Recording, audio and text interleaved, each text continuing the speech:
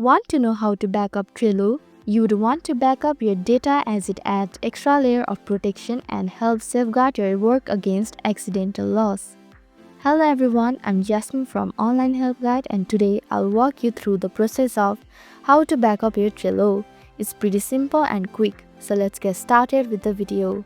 Firstly, open any browser in your device. Here I'm opening Google Chrome. Now tap on the search bar at the top. Here search for the backup for Trello. Now tap on the first link that appears in your screen and it will open the official site of Trello. Now scroll down and search for the Add Power Up option. Here tap on the Add Power Up option right beside the backups for Trello. Furthermore, you will have to select the board you want to back up by tapping on the down arrow button. After selecting the board, scroll down to the bottom and tap on the Add button. Finally, after doing this, your board will be powered up and backup will be enabled.